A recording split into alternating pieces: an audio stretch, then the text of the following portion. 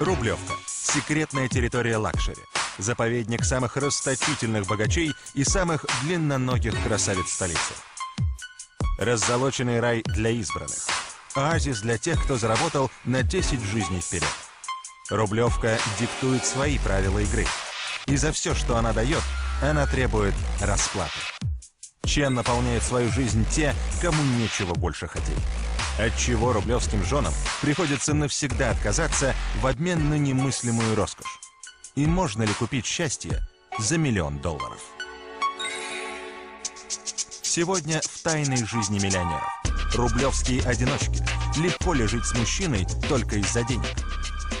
Каждую секунду хочется умереть.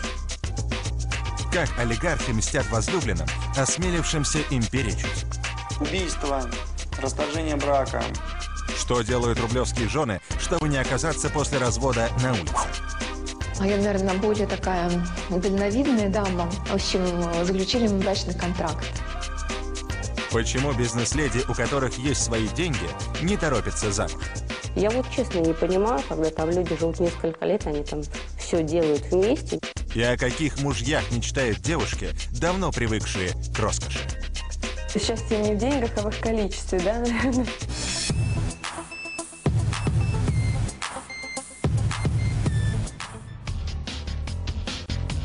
На эту вечеринку съехались самые передовые силы рублевского женского общества.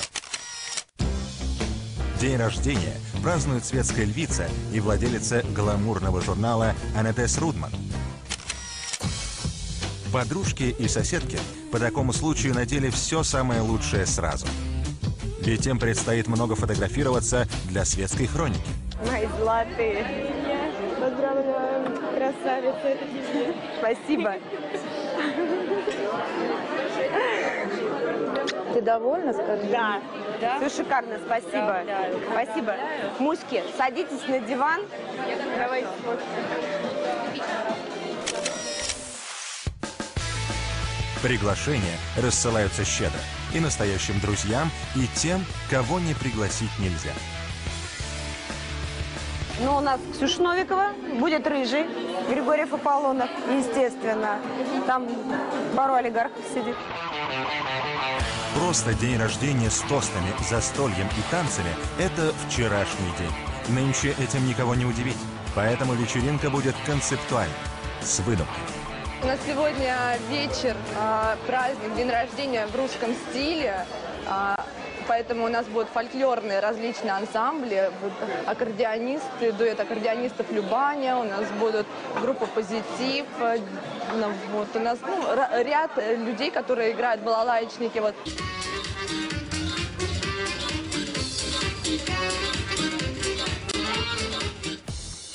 Главная героиня праздника окружена вниманием. Гости на подарки не поскупились. Меня зовут Салимова Эмма, я дизайнер. Я подарила ей сегодня на ее день рождения, специально для нее шила такой вечерний костюм, пиджак. Как девочка девочке, я ей подарила свои любимые духи и шляпку, потому что Анетес очень любит выглядеть женственно. Я просто подарила деньги. Впрочем, у именинницы и так есть все, чего только может пожелать женщина. Красивый дом, собственный бизнес, роскошные украшения, меха и платья, дорогая машина и даже чудесная дочка. Вот только с личным счастьем как-то не сложилось. Несколько лет назад Анетес развелась с мужем. Друзья переживают до сих пор. Ну что я тебе могу пожелать? У тебя все есть. У тебя все есть. Наверное, самое главное – хорошего женского счастья. Хорошего, большого. Желаю еще большего процветания, развивать свой бизнес. Желаю тебе счастья женского. Развод дался Анетес непросто. Было все – предательство, обиды, суды. Но это уже в прошлом. Сейчас девушка, похоже, уже готова к новым отношениям. Вы знаете, вот самая прекрасная фраза, которая сегодня была произнесена: у настоящего мужчины женщина счастливая, а у всех остальных сильная. Поэтому хочется уже быть счастливой. Сильная Анна Тесс в одиночку управляет издательским бизнесом, растит ребенка и ни на что не жалуется. Из развода она вышла не только свободной, но и очень богатой женщиной, да и репутация ее ничуть не пострадала.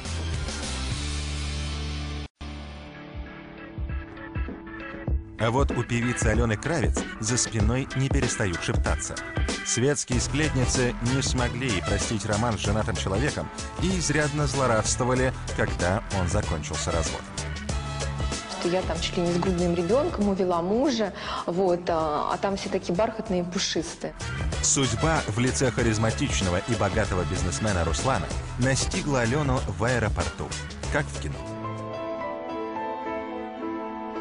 Ехали мы на съемки, вот эти там чемоданчики достаточно такие тяжелые, а девушка достаточно такая хрупкая. Вот. Я думаю, боже мой, кто же мне поможет? Этот чемоданчик, этот с ленты, да, вот. И вдруг подбегает такой статный молодой человек, вот, он говорит, давайте я вам помогу там. Ну, в общем, как-то завязался разговор. Вернувшись в Москву, Алена подверглась массированной атаке. Руслан все время звонил, приглашал в рестораны, на выставки, в театр. Словом, ухаживал по всем правилам. Довольно быстро выяснилось, что этот лакомый кусочек, богатый, красивый, галантный, уже давно принадлежит другой женщине. Но Алену это не смутило. Мужчина ее мечты развеял все ее сомнения. С женой я, в принципе, не живу уже. Вот. Спим мы уже в разных спальнях. Вот. И, в общем, мы уже, там развод уже идет полным ходом. Алена узнала, что у ее избранника есть ребенок подросткового возраста, что тоже ни капли ее не расстроило. Не такой уж маленький, поймет и простит отца, решившего следовать за своей великой любовью. И только через год девушка узнала, что у Руслана 2 детей. Выходило, что младший родился уже во время их страстного романа. Я говорю, Руслан, сколько у тебя детей? Скажи мне лучше честно. Он там, я помню, весь такой, как сейчас помню, весь там позеленел, покраснел. То есть, там, не знаю, разными красками, знаете, менялся. Алена решила, что такого счастья ей не надо, и залегла на дно на несколько месяцев. Все это время Руслан постоянно звонил ей и умолял о прощении. В конце концов, он пообещал возлюбленной, что уйдет из семьи. И, как ни странно, не обманул. Не стал, да, морочить там голову не жене, как многие, да, там даже среди моих знакомых подруг, я знаю такие истории, что по 10 лет там морочат голову и любовнице, и жене. Но сюрпризы на этом не закончились. Зажить душа в душу мешал груз прошлого брака Руслана.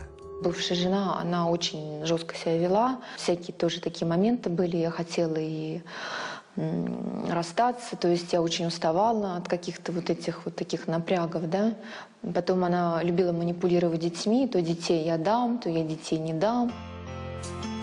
Все проходит. Прошло и это. Алена воссоединилась с любимым. Зло было посрамлено. Любовь победила. Правда, как-то ненадолго. Заботливый, нежный, предупредительный жених превратился в сварливого и деспотичного мужа. Какие-то комплексы какие-то появились, еще что-то, да, потому что где бы мы с ним ни появлялись, конечно же, внимание больше переключалось на меня. Вот, а он достаточно такой эгоцентричный такой человек. От показательных выступлений мужа Алена очень быстро полезла на стенку. В браке меня ограничивали. То есть какими песни мне петь, какие не петь, с какими композиторами мне работать, с какими стилистами, еще что-то, да. Вот. То есть настолько это все уже, знаете, напрягало. И Алена поняла, у них с Русланом нет ничего общего, кроме дочери. Их брак был ошибкой, и, стало быть, ее надо исправлять. Он сказал, тебе надо, ты разводись, а я даже пальцем не пошевелю. Собственно, шевелить пальцами особенно не пришлось никому. Развод прошел тихо, без сучка, без задоринки. Алена, несмотря на ее ангельскую внешность, оказалась весьма прагматичной и цепкой особой. Она все предусмотрела заранее. Я, наверное, более такая дальновидная дама. В общем, заключили мы брачный контракт. Там все было описано, да, то есть кому, что, чего и сколько, и при каких обстоятельствах, если что, там при разводе, кто с чем остается. В результате Алена получила хорошие отступные. Теперь она одна из самых обеспеченных девушек на Рублевке. Живет в шикарном доме с собственным кинозалом, бассейном и даже спа-центром. Там у нас есть спа, так скажем, зоны, да, парилка. Вот, и после парилки, да, вот прохладный бассейн. Я очень люблю вот, да, заниматься пилатесом. Так скажем, такая девушка на шаре. Вот, то есть всякие там и пресс качаю, и ножки. В спа у певицы работают специально обученные люди. У нас несколько массажистов, которые уже много лет с нами работают. Помимо персонала, следящего за здоровьем и внешним видом хозяйки, в доме целый штат прислуги. От личного водителя до садовника. Ну, люблю, чтобы все было четко, правильно. Скоро свою, наверное, школу уже, да, там, гуверняне или домработниц, наверное, придется открывать. Идея неплохая, но Алену уже опередили. Крем не полируется, в отличие от кремов для гладких кож. Блестит за счет силиконового покрытия. Попасть на работу в дом на Рублевку не так-то просто. Потому что количество пунктов в списках требований у здешней публики, как правило, соответствует количеству нулей у сумм на их счетах. Обучаться же может каждая, ну или почти каждая. Предпочтение номер 1. Отсутствие лишнего веса. Предпочтение номер 2. Молчаливое. Ну и так далее. Отсутствие семейных проблем, чтобы не отпрашивались 3 раза в день. Нормальное состояние здоровья, чтобы не кашляла и не сморкалась. Но даже самая умелая и работящая Золушка не приживается в богатом доме, если не постигнет несколько категорических «нет». Первое и самое важное – на чужой кусок не разевай роток. Хозяин ни в каких снах не может сниться горничной в роли мужа или любовника. Путь к двери наикратчайший. Несовпадение ментальное, по целям, по воспитанию, по манере поведения. Второе – не сочувствуй. Работник, стремящийся вникать в личные проблемы работодателя и выступать в роли его психотерапевта, довольно быстро обнаруживает себя за пределами особняка, перед закрытой дверью. Если он в этом будет растворяться и считать себя участником этих событий, его отправят в Кащенко раньше, чем он станет высоким специалистом. И третье. Не думай, что кого-то интересует, что ты чувствуешь. Все требования клиента священны. Обижаешься и качаешь права, прощаешься с домом навсегда. Это не хозяин капризничает, это ты не соответствуешь. Это не капризы, это, может быть, немножко раздраженной форме высказанные пожелания, которые не услышали до того, когда они были высказаны в спокойной форме. Усвоишь 3 «не» – будешь работать. И, между прочим, очень неплохо зарабатывать. Настолько неплохо, что сможешь позволить себе завести собственную домработницу. Горничные, управляющие, которые занимаются этим же сервисом в доме, на работе, где они находятся, но не успевают это делать у себя дома. Поэтому они нанимают персонал, который немножечко попроще, который может просто раз в неделю или 2 раза в неделю прийти, сделать уборку и уйти. Оксана – горничная класса люкс. Такую себе позволяют только на Рублевке. Она 24 часа в сутки под рукой и виртуозно владеет всеми техниками ухода за домом и ублажения хозяев. За это имеет щедрую компенсацию. Это отдельный флигель, 2-й этаж. На 2-м этаже находятся 2 комнаты и кухня. Душевая, постирочная. Это довольно большая территория. Это такая полноценная 2-комнатная квартира. Зарплаты Оксане хватает с лихвой на себя, мужа, 2 детей. Семья часто выбирается в жаркие страны, останавливается только в лучших отелях, питается исключительно в дорогих ресторанах. Такую роскошь не могут себе позволить даже менеджеры среднего звена. Своей жизнью Оксана довольна вполне. Миссию свою считает почти священной, к придиркам хозяев нечувствительна. От зависти Бог уберег. Только иногда в разговоре прорывается наружу то, о чем вслух говорить не принято. Промолчать на самом деле лучше всегда. Ну, это все знают, это все понимают, это все слышали не раз, что промолчать лучше всегда. Но не все могут это сделать, потому что это тяжело. Победитель себя дороже победителя города. Поэтому победить в себе гнев – это надо уметь. Далее в тайной жизни миллионеров. Долго ли живет брак, заключенный из-за денег? Это немножко такой конечный пункт. Как олигархи избавляются от надоевших дешевых жен? Подскользнулась, упала, ударилась о угол карниза. Какие девушки входят в моду на Рублевке? Я с кинематографии 17 лет. Смотрите сразу после рекламы.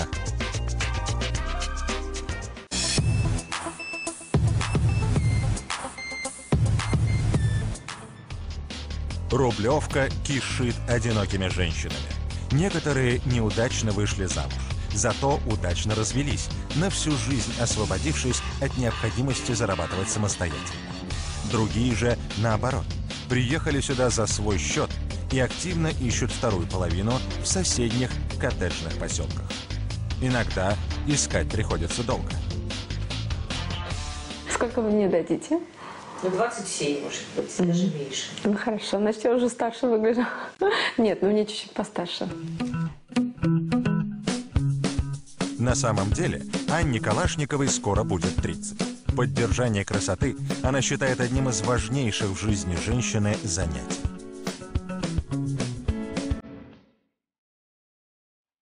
Ей необходимо найти достойную партию на Рублевке, и это не дает расслабиться.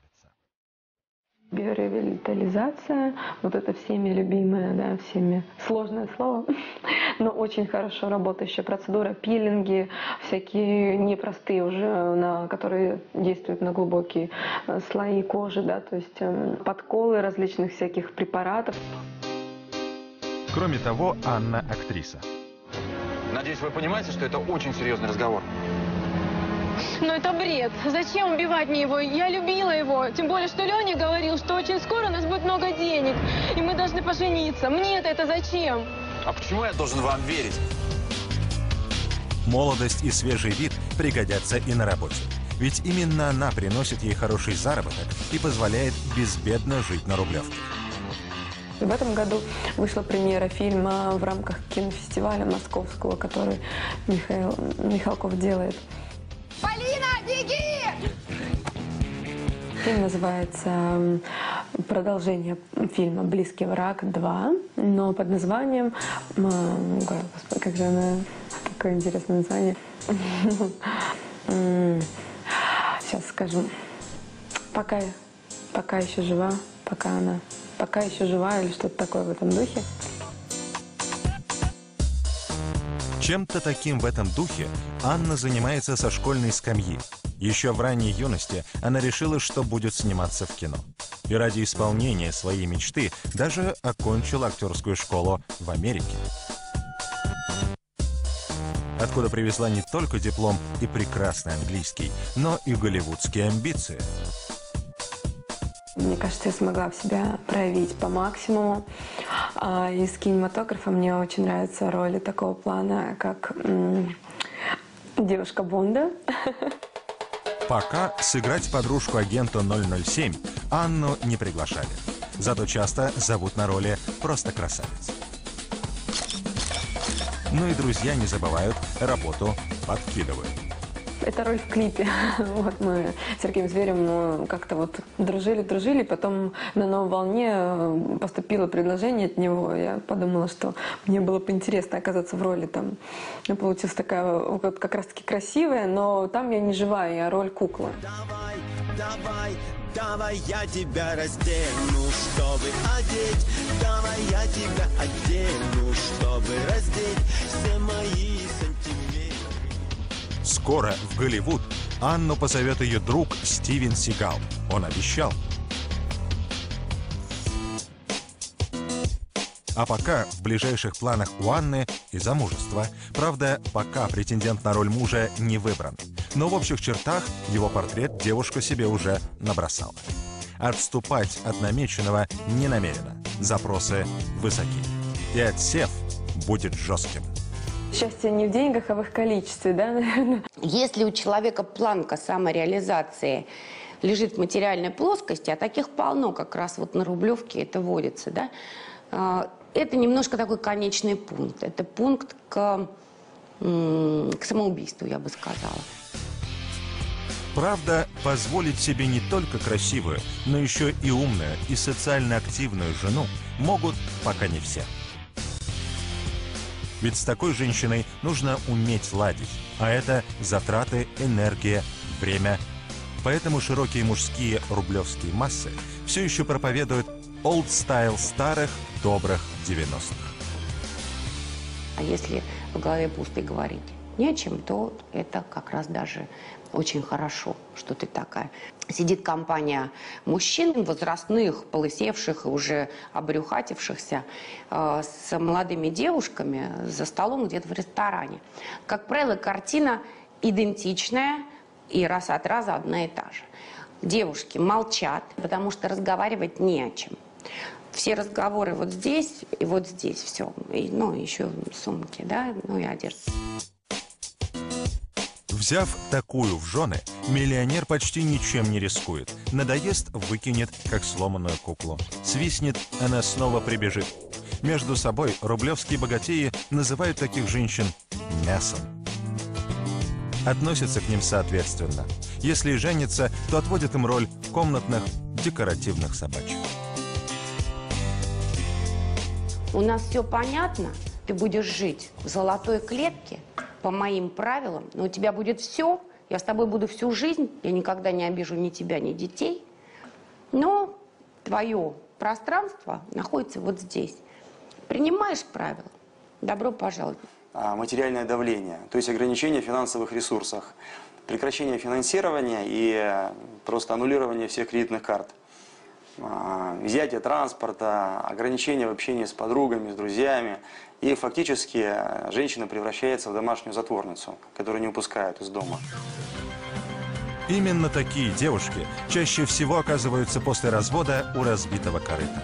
Разыграть сложную интригу у них не хватает ни интеллекта, ни образования. Поэтому разводы на Рублевке обычно заканчиваются мелочным дележом имущества, взаимным обливанием грязью в прессе и на долгие годы испорченным отношением к противоположному полу. Почему бизнес-леди отказываются от замужества? Как коротают вечера рублевские холостячки? И как олигархи мстят непокорным возлюбленным? Смотрите после рекламы в «Тайной жизни миллионеров».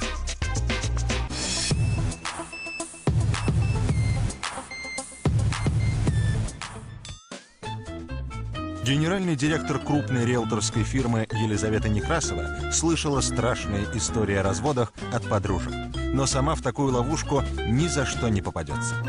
Во-первых, свои миллионы она заработала сама, а во-вторых, развод ей не грозит, потому что она просто не собирается выходить замуж. Я вот честно не понимаю, когда там люди живут несколько лет, они там все делают вместе, не расставаясь, а потом бабах, им стало неинтересно друг с другом. Лиза предпочитает держать бойфрендов на дистанции. Встречи на нейтральной территории, романтика, секс, совместные развлечения, но не более того. С тех пор, как она покинула родительский дом, она всегда жила одна. И это ее полностью устраивает. Ведь она может устраивать свою жизнь так, как ей вздумается, без оглядки на чьи-то интересы. Я всегда люблю всех пригласить, всех собрать за большим столом. Утром Лизе не надо вскакивать, готовить завтрак и провожать мужа на работу. Лучше она потратит это время на себя, любимую. Обязательно укладка. Прям вообще это маст через день. Я считаю, на самом деле, что в женской внешности волосы – это самое важное. Кроме того, девушке ни разу в жизни не приходилось спорить с кем-то о том, где провести отпуск. Она просто покупает билет и летит туда, куда захотела ее левая нога. И никаких ссор и обидных компромиссов.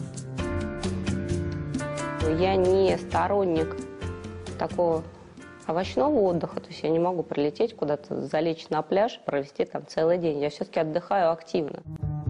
Если Лиза когда-нибудь соберется замуж, то главным условием ее согласия будет возможность жить своей отдельной жизнью от мужа. Экземпляры же, готовые предоставить женщине такой уровень свободы, на Рублевке исторически не встречаются. Так что пока перспективы у Некрасовой неясные. Впрочем, ее это немало не беспокоит. Жить сегодняшним днем и во всем полагаться только на себя – вот кредо настоящей бизнес-леди. А все остальное придумали унылые домохозяйки.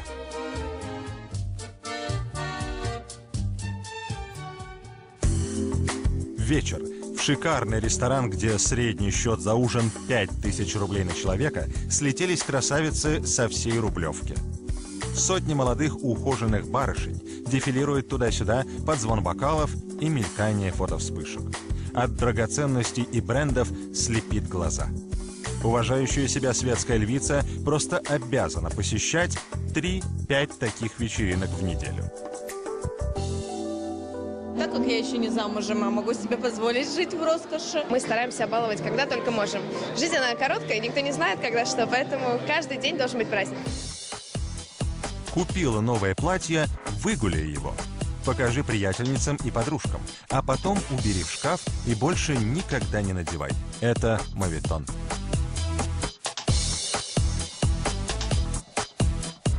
Парад дорогих сумок и туфель – неотъемлемая часть каждой такой вечеринки.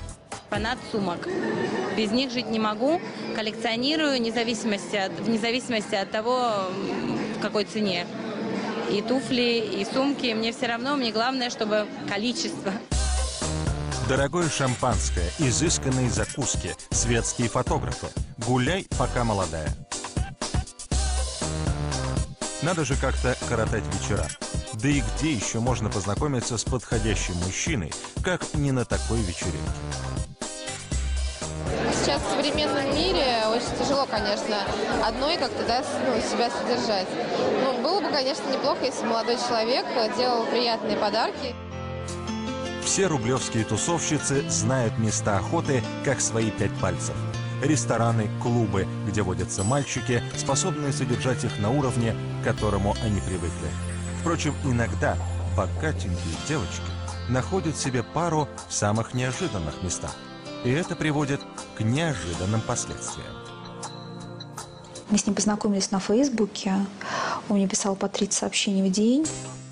Светская львица Яна Гривковская не очень-то жалует мужчин, потому как ей с ними и раньше-то не слишком везло. Поклонник из социальной сети не оказался счастливым исключением. Приехал сюда, вот выследил, где я живу, позвонил и сказал: здравствуйте. Он говорит: вы знаете, я очень люблю вашу Яну. Как быть дальше? Бабушка его пожалела, накормила борщом, котлетами. Дальше больше. Влюбленный бизнесмен предложил Яне квартиру. Дочь богатых родителей, они владеют сетью автосалонов, отказалась. Но разве можно жить на 78 квадратных метрах? Тогда поклонник обещал продать квартиру и подарить любимой деньги, вырученную за нее. Не очень много, каких-то 12 миллионов.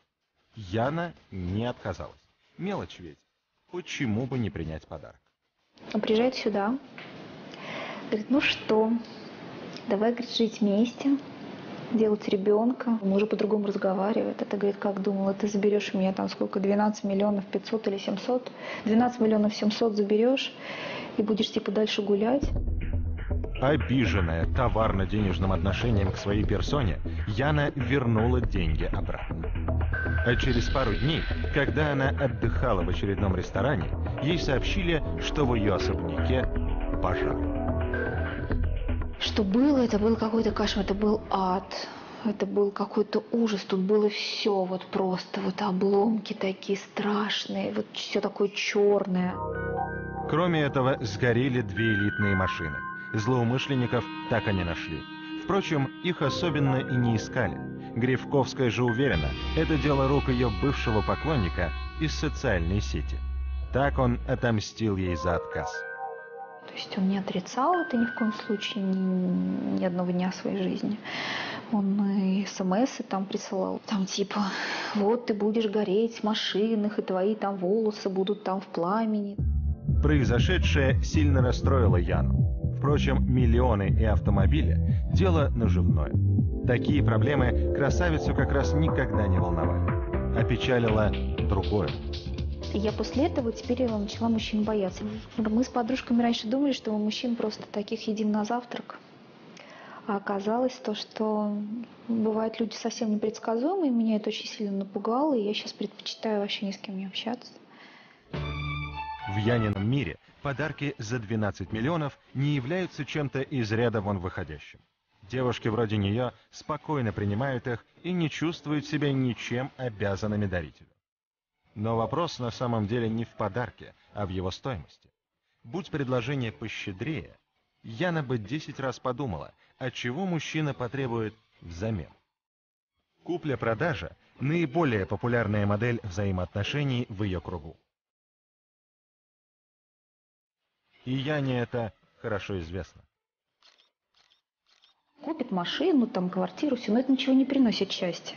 Каждую секунду хочется умереть. Думаешь, боже мой, как же все это закончится. Будут изменять, устраивать какие-то оргии, там на яхту могут приглашать еще несколько девушек, там помимо их. Остается либо молча терпеть, либо уходить.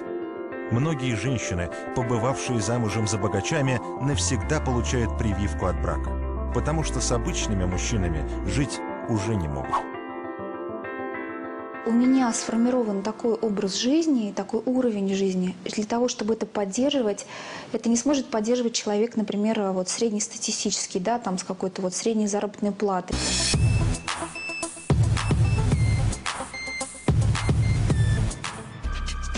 Далее в тайной жизни миллионеров. Почему олигархи становятся многоженцами? Что заменяет одиноким девушкам с Рублевки семью и детей? И бывают ли у богатых счастливые браки? Смотрите после рекламы.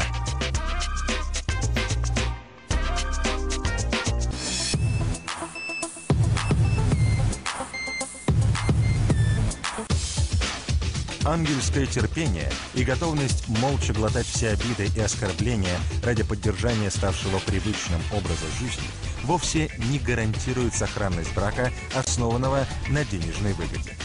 Самую безответную и терпеливую женщину в любой момент могут заменить на такую же, но моложе и красивее.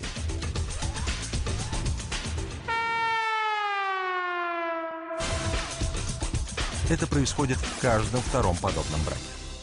Ему не нужна старая уже изношенная кошелка, от которой нужно избавиться любым путем. Он ее пытается выкинуть. Каким образом? Избавившись от нее. Не желая делить имущество, мужчины отказываются от развода и просто заводят несколько семей одновременно.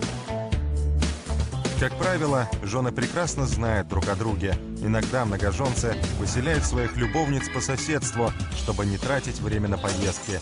Несчастные девушки вынуждены ежедневно видеться друг с другом.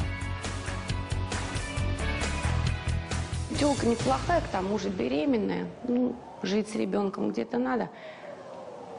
Я пускай будет еще один дом. Оформлю на себя, пускай живет. Ну, пока беременная, надо же кого-то мне там как-то, ну, для того, чтобы развлекаться. Появляется третий член семьи. Ну, и со временем происходит такая оптимизация процесса, что вот среди моих знакомых есть один человек, у которого 8. У каждой по квартире. Но девушка перестает быть интересна ровно с того момента, когда она беременеет. Те, кого не устраивает подобный расклад, остаются одни. Если позволяет интеллект, то находят утешение в саморазвитии. Ходят на бесконечные курсы, мастер-классы, коллекционируют новинки кино и даже читают книги. Я еще люблю Людмилу Рицкую. Так как она пишет, не пишет больше никто. У нее язык очень такой добрый, теплый, такой нежный. Вообще-то Лия Болянская актриса. И даже где-то певица. Но на этом поприще особенной славы не снискала. Зато у всех рублевских девушек есть телефон Лии Комиссионки. Это тоже Лия Волянская, но в своем более известном амплуа. Девушка держит магазин подержанных вещей, который пользуется невероятной популярностью у гламурных девиц, не знающих, куда девать в ворохе один раз надеванных платьев. Очень всегда любила одеваться, обожала окружать себя красивыми вещами. И в один прекрасный момент я поняла, что у меня их так много, что мне их просто некуда девать. Не выбрасывать же добро на помойку. И Лия решила вещи продать. Предложила приятельницам, те не отказались. Тут шубка ушла за половину стоимости, там сумочка за треть. Но спустя пару дней в гардеробной вновь обнаружились залежи вещей, незамеченные ранее. И Лия подумала, что проще открыть постоянную торговую точку. Комиссионку для богатых. Цены у нее и впрямь чудесные. Например, сапожки можно приобрести всего-то за среднюю месячную московскую зарплату. Многие девчонки, допустим, не могут позволить себе купить там, за 100 тысяч рублей сапоги, да? А за 30, за 25 эти же сапоги, может, надеты там один раз, два, 3 максимум. В идеальном состоянии они купят. Лия гордится собой. Она искренне считает, что делает благое дело. Дамочки из высшего общества не могут ни дня прожить без покупок, а лимиты не у всех бесконечны. Тут и секонд-хенд пришелся кстати. Тусовка опять же. На огонек в магазинчик Волянской стекаются десятки скучающих дамочек. Если и не купить ничего, то поболтать, посплетничать. Ну и зарабатывает Лия теперь неплохо. Ведь в ее магазине продаются уже не только ее собственные вещи.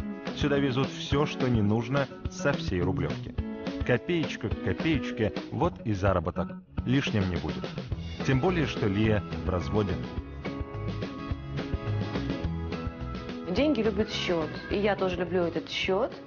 Люблю продавать, зарабатывать. Очень люблю на своих любимых вещах, которые мне послужили. Секонд-хенд бизнес полностью затянул светскую львицу. Из мимолетного увлечения превратился в идею фикс. Вскоре Волянская откроет собственный шоурум, конечно, тоже на Рублевке. Проблем с клиентурой в ближайшем десятилетии у Лии Комиссионки не ожидается. Я просто могу надеть один раз, и все, мне это хотят уже купить. Но все же никакие хобби и увлечения не способны заменить женщине семью. Яне Гривковской повезло, у нее есть сын. И хотя большую часть времени он проводит за границей, где учится в престижном заведении, она не чувствует себя совсем уж одинокой. Да и подруги спасают. Для гостей в доме Гривковской предусмотрены специальные помещения. Вот и такой вот зал для девочек. Мальчиков здесь практически не бывает. Здесь мы обсуждаем в основном проблемы, да, если это жены, обсуждаем проблемы их мужей. Бизнес-вумен Елена Павлюк начинала, как все разведенные женщины, с депрессии и разочарования. Тем более, что бывший муж ее был японцем, а после развода ей пришлось возвращаться домой и начинать жить заново. После мужественных самураев, с которыми она общалась на родине мужа, соотечественники казались ей пресными и недостойными внимания. Это неправда то, что они все очень низенькие, очень все такие, они очень интересные мужчины, они очень высокие, они очень статные, они необыкновенно харизматичные. У них есть какая-то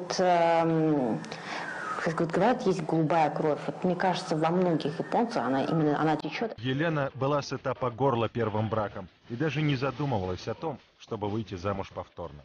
Тем более за русского мужчину. Она намеревалась серьезно заняться карьерой в косметологическом бизнесе и не помышляла ни о каких романах. Но, как говорится, хочешь насмешить Бога, сообщи ему о своих планах. Будущий муж Павлюк пришел к ней в салон с другой девушкой, а ушел влюбленным по уши в Елену. Я первый раз вообще в своей жизни услышала такое, наверное, непосредственное предложение выпить кофе. И я ему говорю, вы знаете, нет. Гость – это святое. В общем, держим субординацию. Но странный клиент ответом не удовлетворился. На следующий день он явился снова, уже без спутницы. Сел в холле и начал ждать. Елена испугалась и на всякий случай спряталась в кабинете. Каково же было ее удивление, когда на следующее утро, придя на работу, она обнаружила его в том же кресле с той же неизменной чашечкой кофе. Он сидел и по 10-15 чашек кофе выпивал. Коллеги стали уговаривать Лену: да сходи ты с ним на чашку кофе, видишь, мужик уперся. Не понравится, больше не будешь встречаться. Ну что он тут время теряет? У него же бизнес разорится, пока он тебя тут дожидается. Я думаю, ну хорошо, я соглашусь. Посмотрим, что будет дальше. Я, наверное, не пожалела. Я очень благодарна жизни, Богу, что так сложилось, что сейчас это мой супруг. Вот, у нас прекрасный сын. Муж Елены очень обеспеченный человек, так что в семье у нее полная гармония материального и духовного. Дружба, любовь, радость от ежедневной встречи друг с другом – не об этом ли мечтает каждая женщина, будь она хоть из рабочего поселка в провинции, хоть со слепительной и манящей Рублевки.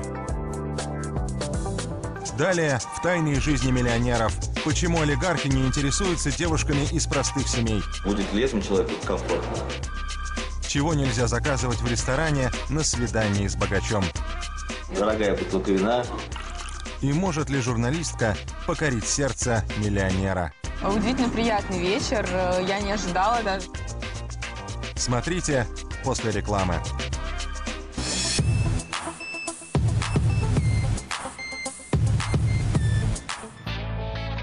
Спрогнозировать, насколько удачно будет рублевское замужество, практически невозможно. Заветный олигарх может оказаться вовсе не таким, как герой Ричарда Гира из фильма «Красотка». Журналистка Настя Моисеева мечтает заполучить в супруге миллионера и стать светской дамой. О подводных течениях в рублевских семьях Настя слышала, но уверена, что плюсов в браке с влиятельным мужчиной больше, чем минусов. Сегодня у Насти первое свидание с молодым миллионером Русланом Фахриевым, сердце которого недавно освободилось. Руслан расстался с Галиной Юдашкиной, дочерью известного кутюрье. И чтобы не терять время в одиночестве, решил обратить свой взор на девушек статусом пониже. Тебе важно, чтобы твои знакомые, люди, с которыми ты проводишь время, они были вот твоего же социального круга? Или ты, в принципе, легко можешь проводить время? Мне главное, чтобы было человеком комфортно. Я никогда не смотрю в чужой кошелек и деньги чужие считать не люблю.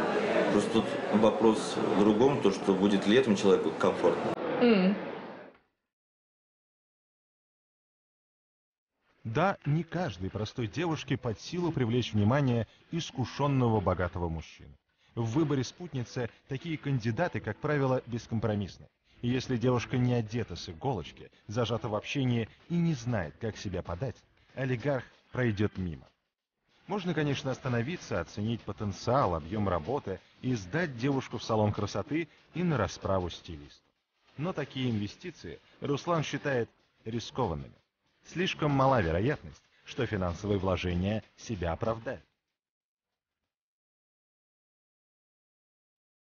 Есть мужчины, которые хотят быть отцом для девушки. У меня совершенно иной взгляд, я никого не хочу воспитывать.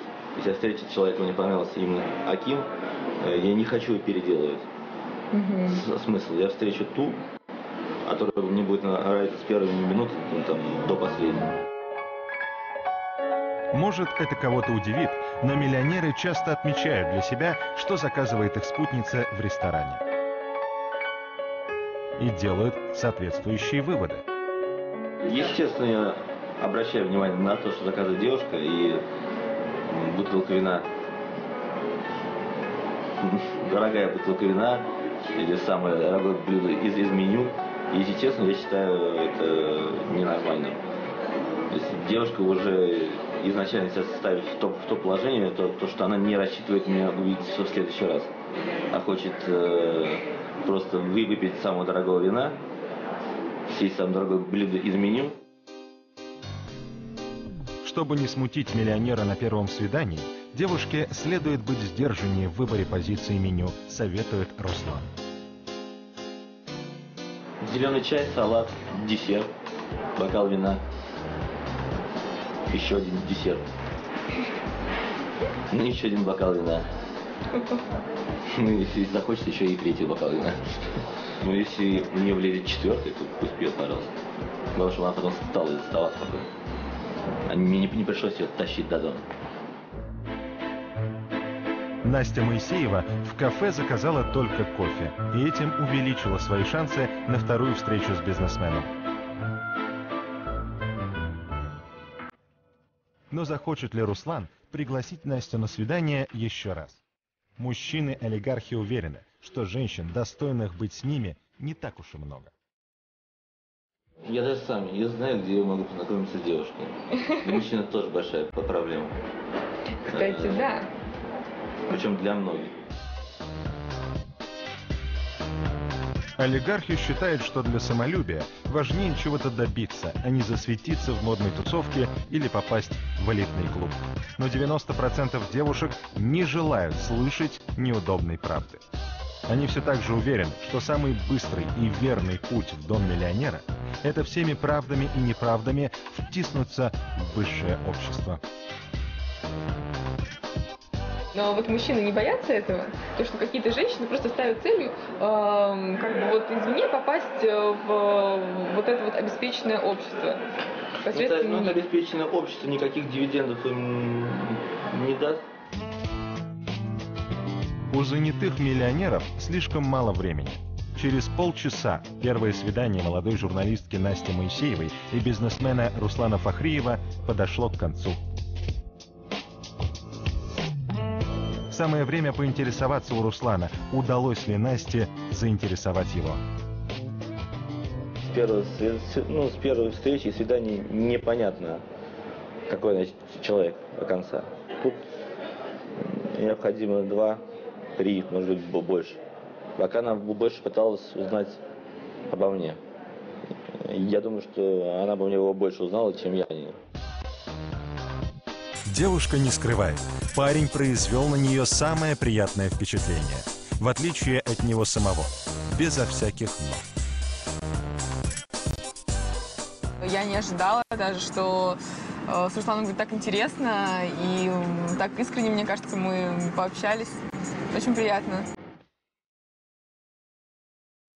Кто знает, возможно, дружба с Русланом перерастет в нечто большее и станет для Насти той самой путевкой в рублевскую жизнь, о которой она так мечтает.